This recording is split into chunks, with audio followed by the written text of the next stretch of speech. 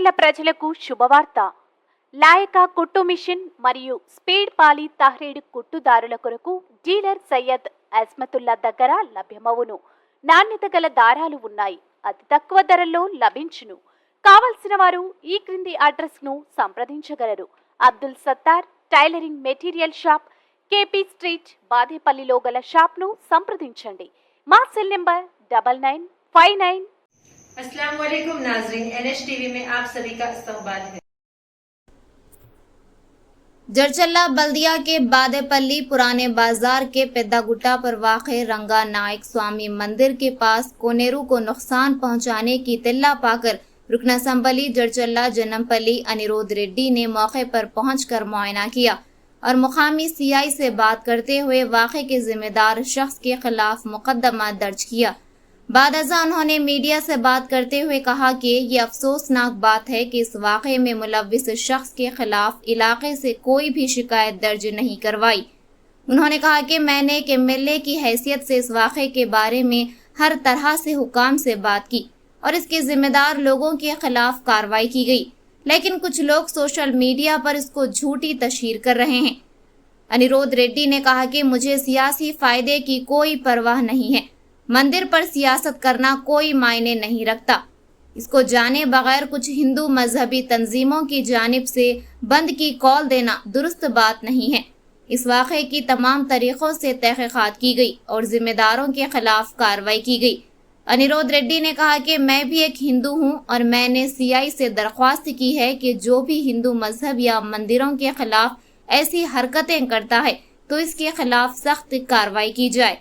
उन्होंने कहा कि वो जल्द ही गांव के तमाम बुजुर्गों के साथ बातचीत करेंगे और एक नई कमेटी बनाएंगे जो मंदिर की तरक्की और फंड लाने का काम करेगी। इस मौके पर सैयद मिनाजुद्दीन, शिव कुमार, नित्यानंदम, ख्वाजा पाशा, अब्दुल खयूम, बल्दी कौंसलरान के अलावा दीगर मौजूद थे।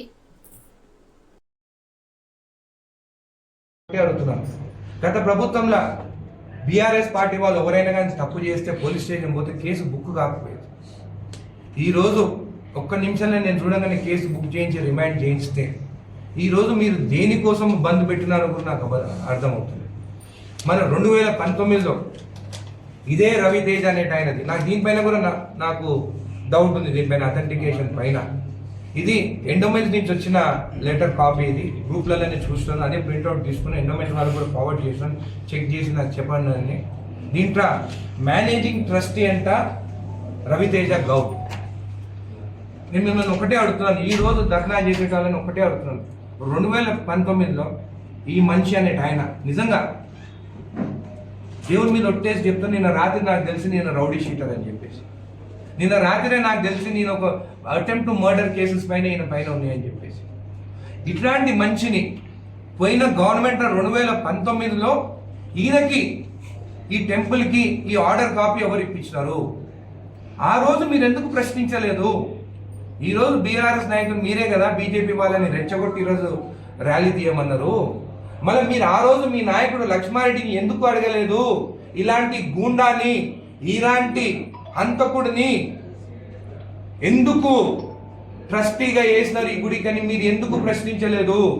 ఈరోజు 2024లో నేను ఎమ్మెల్యే అయినా చెప్పేసి నేను యాక్షన్ తీసుకున్నాను, కేసు బుక్ చేయించినాను, రిమాండ్లో ఉన్నాడు. ఇంత చేసిన తర్వాత కూడా మీరు చిన్న స్కూల్ పిల్లలు పోయే వాళ్ళకి కూడా స్కూల్ బంద్ అని పెట్టడము ఇది న్యాయమేనా అని అడుగుతున్నాను.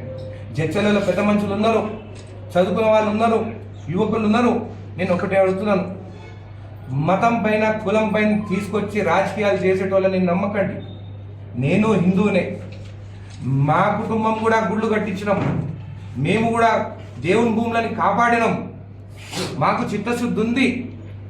మన గుళ్ళపైకి వస్తే నేను ఊరుకుంటానా అని అడుగుతున్నాను. మీరు ఒక్క కంప్లైంట్ ఇవ్వకుండా మీరు ధర్నాలు చేస్తున్నారంటే ఎంతవరకు న్యాయం అని చెప్పి నేను మిమ్మల్ని అడుగుతున్నాను. ఇదే కాకుండా ఈరోజు మీరు స్కూళ్ళు బంద్ అంటున్నారు, షాపులు బంద్ అంటున్నారు. ఒక్కరోజు షాపులు బంద్ అవుతాయి, వాళ్ళకు ఒక్కరోజు వచ్చే ఆదాయంతో వారు కరెంట్ బిల్లు కానీ ఏదైనా కట్టుకునే వాళ్ళని కూడా వాళ్ళ కడుపు కూడా మీ రాజకీయాల కోసం చేస్తున్నట్టు మీరు ఒకసారి ఆలోచించు.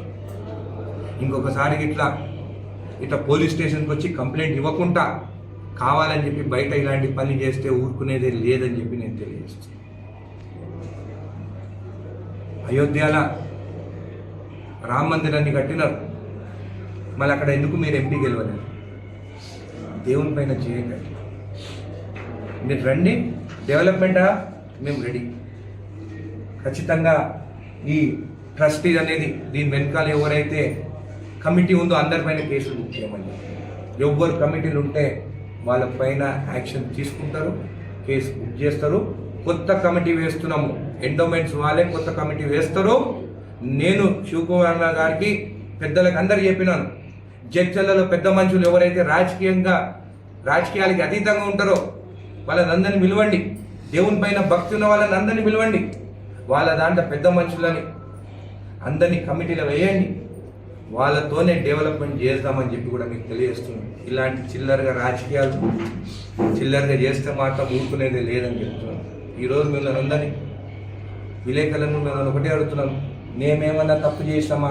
తెలియగానే కేసు బుక్ చేసినాము, రిమాండ్కి పంపించినాము, యాక్షన్ తీసుకున్నాము, మళ్ళీ మేము ఏమీ చేయలేదని చెప్పి వాళ్ళు చెప్పాలి. మేము ఏమి చేయలేదని చెప్పి వాళ్ళు ధర్నా చేస్తున్నారు అనేది వాళ్ళు చెప్పాలి. మరి వాళ్ళ నాయకుడు కూడా 2019లో ఆయన ఎందుకు ట్రస్టీగా ఒక గూండాని, ఒక అంతకుల్ని, ఒక రౌడీ షీటర్ని ఎందుకు వేసినారో మీరు ఎందుకు ప్రశ్నించలేదో కూడా ఈరోజు మాకు చెప్పాలి. కాబట్టి కులాలకి మన మతం కానీ కులం కానీ ఎవరైనా కానీ కించపరిస్తే ఒక్కనొక్కని ఏమైనా కానీ చేస్తే మాత్రం మాట్లాడితే మాత్రము ఊరుకునేదే లేదు. ముందున్న చర్చల కాదు ఇది. తప్పు చేసిన వాడు లోపల పోవాల్సిందే. వాడు ఏ పార్టీ అయినా కానీ, కాంగ్రెస్ కానీ, బీజేపీ కానీ, టీఆర్ఎస్ కానీ, సిపిఐ కానీ, సిపిఎం కానీ, ఏదన్నా కానీ ఎవరిని ఇష్టపెట్టను.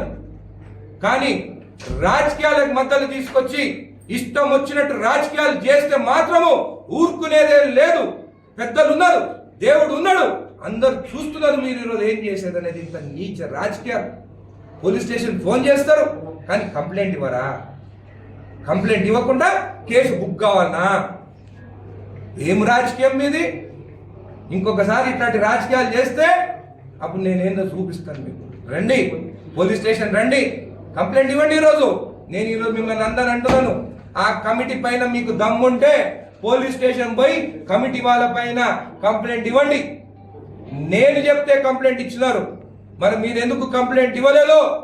మొత్తం జడ్చలలో ఉన్న పెద్ద మనుషులందరూ మీరు ఒకసారి ఆలోచించండి. వీళ్ళ గురించి, వీళ్ళ రాజకీయాల గురించి. దేవుని గుళ్ళు కాపాడుతాను, దేవుని భూములు కాపాడుతాను, వెంకటేశ్వర స్వామి భూముల గురించి అనిల్ అనేట ఆయన రోజు తిరుగుతున్నారు. మళ్ళీ ఒక్కరు ఆ పెద్ద మనిషికి మీరు సపోర్ట్ చేయలేదే? ఆ అనిలే ఈరోజు కంప్లైంట్ ఇచ్చినారు. ఆయన గాంధీ ట్రస్ట్ భూముల గురించి కాపాడాలని చెప్పి రోజు కండు వేసుకొని తిరుగుతూనే ఉన్నారు. మళ్ళీ ఆయన దగ్గరికి ఎందుకు రాలేదు మీరు? ఆయనకెందుకు సపోర్ట్ చేయలేదు? ఒక్కసారి ఆలోచించండి జడ్చర్లలో ఏం జరుగుతుంది. हमारे चैनल को लाइक कीजिए, शेयर कीजिए और सब्सक्राइब करना ना भूलें।